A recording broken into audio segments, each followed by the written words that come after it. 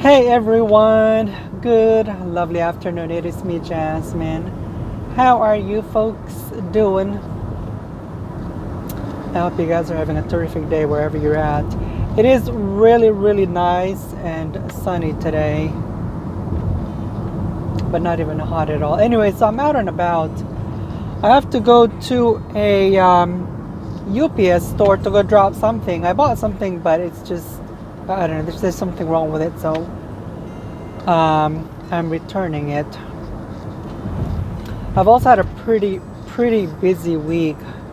I do have a couple of vlog videos that I have to basically edit before I upload, and hopefully I won't forget about those, because I actually, like, I've done a lot of vlog videos over the years, and I'm always like I'm always busy here and there.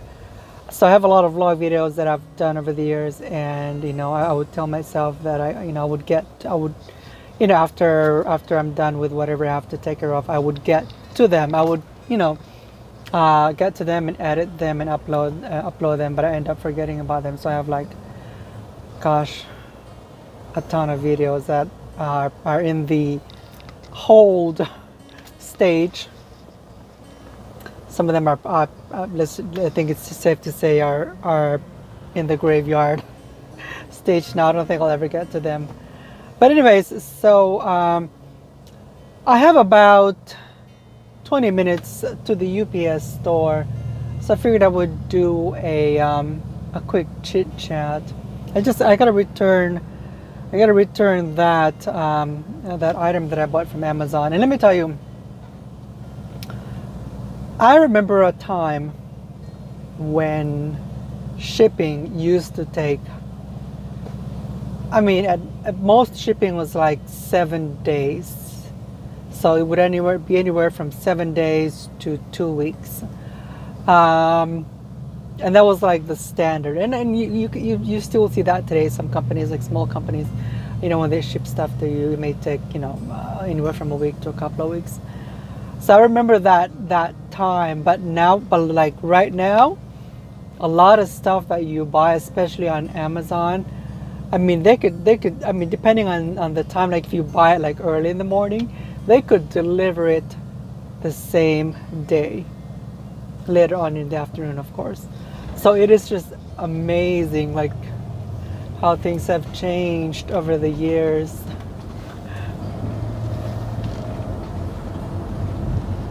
And Amazon, where I live, I think it's safe to say pretty much every big metropolitan areas in the country,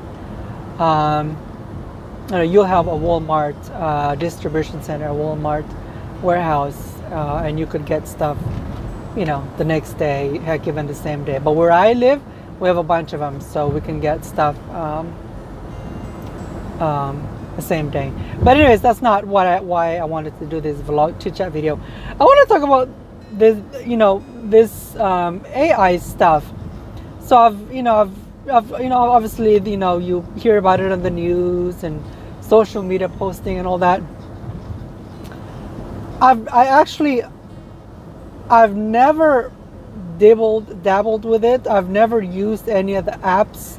Now I don't know if it's an app or it's embedded in the social media. Like I know on Facebook, like I recently updated the Facebook app on my phone to the latest version, and when you go to the search, there's something called a Meta AI. So I know that Facebook has its version of AI, but I gather there are like dedicated AI apps where you can, I guess, type like a short request or short question, and it generates a response. So that's how I guess I'm guessing the AI landscape is out there as of now. Now, based on what I've seen, now I have a Samsung phone. I also have an iPhone, and I do know that Samsung has been touting its AI its AI system. Is it, has Samsung given it a name, or it's just calling it Samsung AI? Like Samsung needs to really like do better with its naming convention. Like that whole Bixby, that was silly. Anyways, but not to digress. And of course Apple is not gonna skip on this AI stuff. So I'm sure Apple is working on its own stuff. But when it comes to phones, the way I see the AI, the whole talks of AI is twofold. The AI, the AI stuff that people are using to generate images, generate images of people, even real life, people, celebrities, but they used AI to generate like fictitious endorsement situations and all that kind of stuff. Now that part, obviously it has real world use and dangerous implications. Obviously people you've heard news of people using AI to generate images, I guess, just to kind of get publicity here and there. And that's the first part in my view of AI. And I see it as a dangerous type of situation, because to be able to generate an image of a person, a real life person, but generate an image that implies that that person did this, did that, said this or said that, that's really, really dangerous. So that's I'm the way I see it, I think it's mainly just going to be, I don't know, people that really, really would have something to gain from using AI to generate those types of images. So maybe you're a politician, maybe you're in the public eye of some sort, celebrity of some sort, whatever the case is. I don't see a heavy use for such a thing for the average everyday person. Maybe there is, but if you have an enemy, maybe that's motivation for you to use those AI stuff. But the other part that I'm seeing is stuff that comes in phones. Now Samsung recently released the Fold, I think it's Fold 6, the Samsung Galaxy Fold 6 and the Samsung Galaxy Z Flip, and it comes with AI embedded in it. Now that part, those types of AI, in my opinion, are just largely gimmicks. And I think Google also recently released its Pixel line of phones, and it has an AI feature where you could take a picture, and then, like, say you're part of a group, like say there's 10 of you, the 9th person is taking a picture, so that 9th person would take a photo of all of you. Then that person would hand the phone to someone else, and then get in front of the camera and take a picture of them. Did I mention that I had a really big lunch earlier? And then the AI would stitch all 10 people together and make it look like all 10 people were in the photo. Now that's really just a fancy, let's call it a parlor trick, a fancy gimmick. And that's something that I would never ever use. When it comes to photography, my mindset is this: if I have to alter a photo to include someone else, it just kind of takes away from the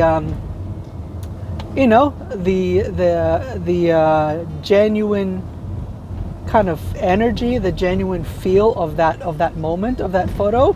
If you look at, if I see a photo like that with 10 people in it, and that's not actually how the photo was taken, the photo was stitched, it just takes away from the authenticity of the photo. I would rather stretch my arm out and say, hey, everybody squeeze in, within the frame, let's take a picture. I would rather that than to do the whole stitching. I just don't feel, the thing is, when you get into those types of of AI trickery, it opens up doors to a lot of other unsavory types of actions. I mean, hold on, give me a second. I don't know what the hell is going on, man. It is rare that traffic would reach this far back.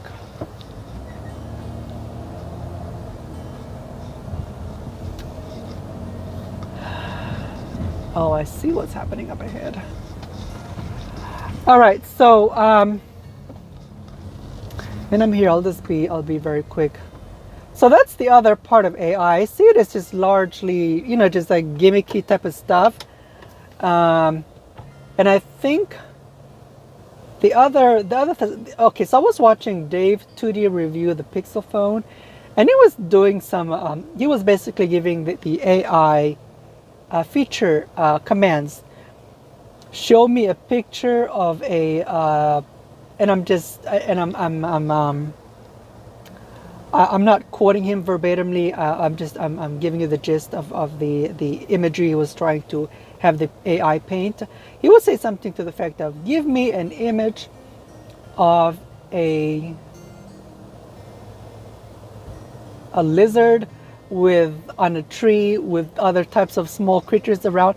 Now I'll say this, the AI does a spectacular job, based on what I've seen, of generating images just based on generic inputs from the user, and I'll tip my hat to those behind the scenes that are working that are basically putting all of these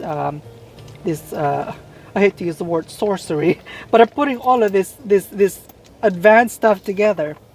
But at the end of the day, I see it as nothing more than just gimmicks, like the whole AI with the mobile stuff. So I do not see myself using those type of stuff. But my biggest concern is the type of AI that people in the public eye are using to generate images of other celebrities and so forth without their consent, and using those to I guess to paint an image, paint a false perception out there of endorsement and so forth. Anyways, hang tight, I'll be back. All right, I'm back. So I went ahead and did the return. And what I love about the Amazon returns, so some UPS locations, now obviously when you return at Amazon, you're given several options. You can do UPS, you can do Kohl's, and I believe Whole Foods as well. I usually just do UPS. And the UPS that I go to, they actually have a self-service Amazon return counter. Let me tell you, Amazon has done wonders when it comes to just from beginning to end, user type, customer type experience, from purchase to returns, exchanges, and all that. It's just absolutely amazing. Now, some Amazon returns, it is very, very rare that I return an Amazon product. Like right now that I'm returning that one. The last return that I did was probably, I don't know, 30 or 35 products back. Like I order a lot from Amazon. I do order, like most people, we order, pretty much everyone in America orders a lot from Amazon. But every now and then I will have to return something, and sometimes, and I think Amazon, it will calculate the cost to return the product versus the actual cost of the item, and sometimes Amazon will just tell you, we'll cancel and refund you, but please don't return whatever you bought. And I've gotten a few of those in the past.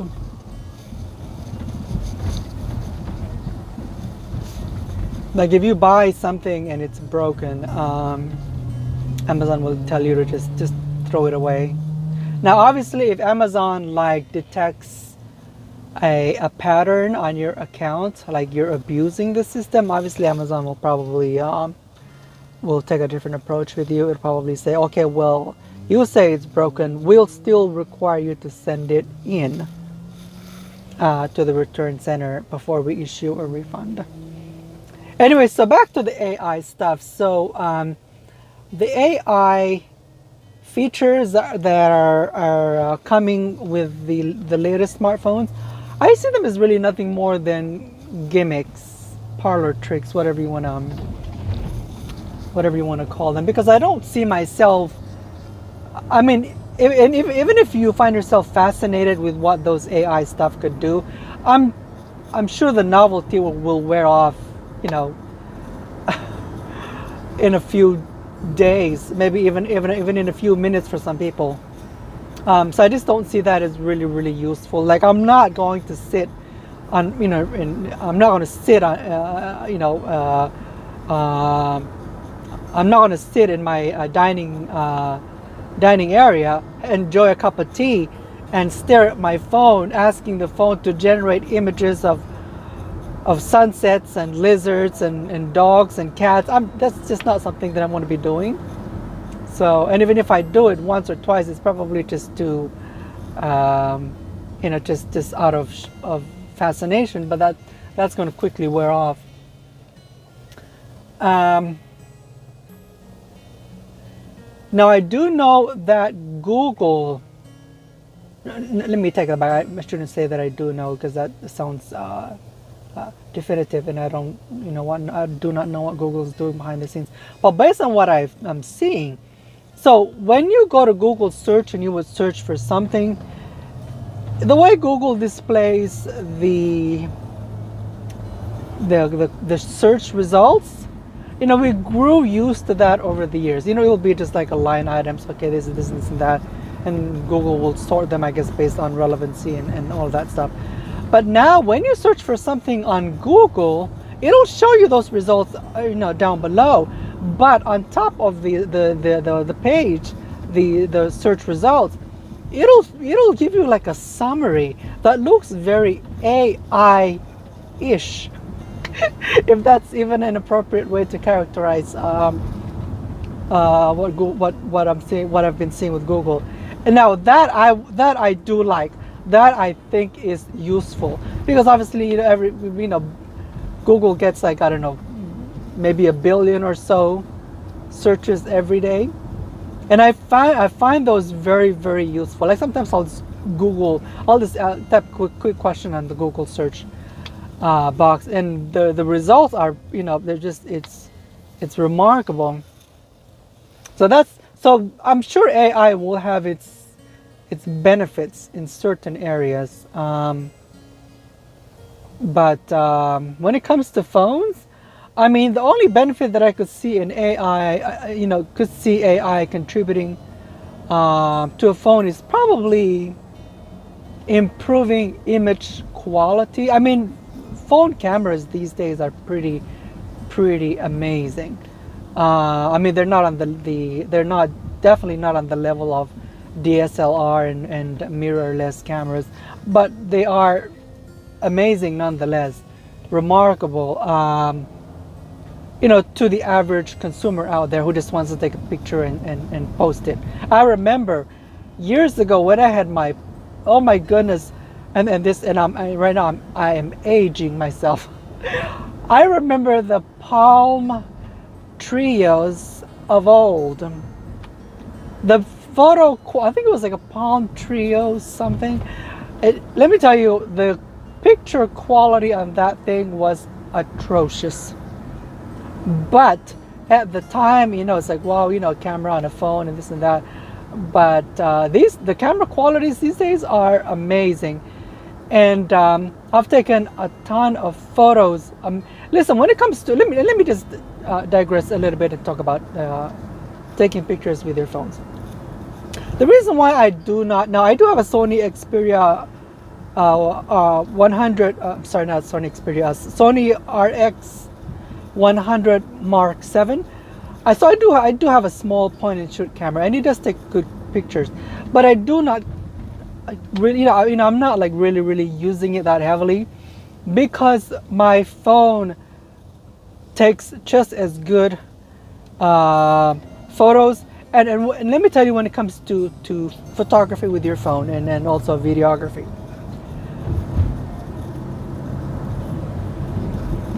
So to begin with, phones, whether you have a Samsung Galaxy Ultra or an iPhone Pro Max type of camera, cell phone, the cameras in those phones are pretty amazing.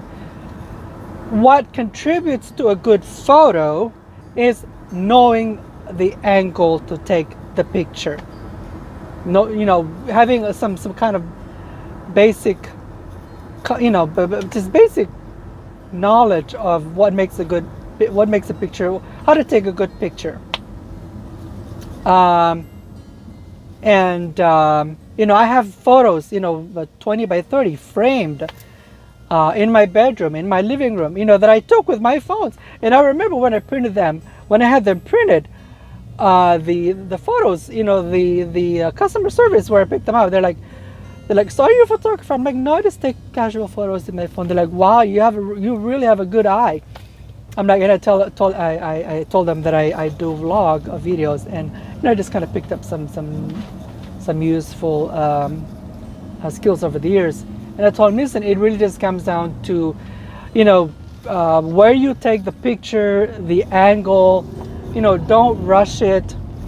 Make sure that, you're not taking a blurry picture, stuff like that. And so phones these days take really good picture. But could they be, further improved? Yes, and that's where AI could really make a difference. Could really make a difference. Now, like right now, Samsung and Apple, they buy the camera hardware from companies like Sony and so forth, and I think Samsung makes it. Whatever the case is, you have the small camera hardware. They install it, then they have a team of PhD toting experts, working their magics with the software. What do you call this? The software type, the programs that improve on the image that you take.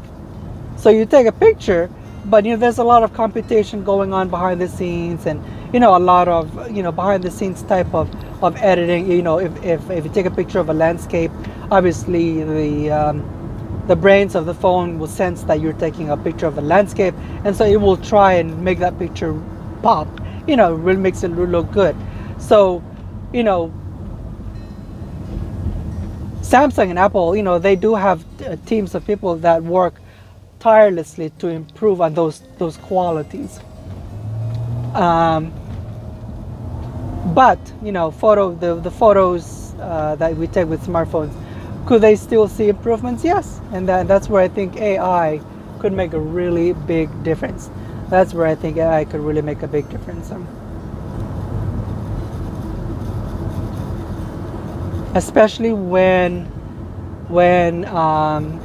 you're doing like a video and you zoom in, and phones will have their optical zoom, but then at some point they switch to a digital zoom, and sometimes when you digitally zoom something, you will lose some of the picture quality, and AI could step in and try and improve that. And I think the Google Pixel phone has something similar to that, but I think that requires like the photo to be uploaded to a server and then downloaded back to your phone.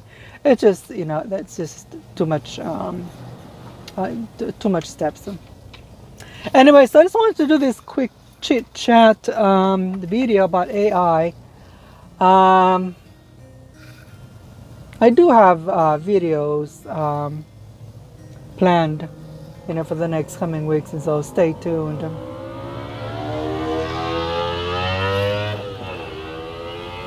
I was also looking at some flights. Some flights for December. Thinking about going away on a quick vacation. Anyways, folks, so with that said, don't forget to hit the like button, and I will see you in the next upload. All right, take care. Bye bye.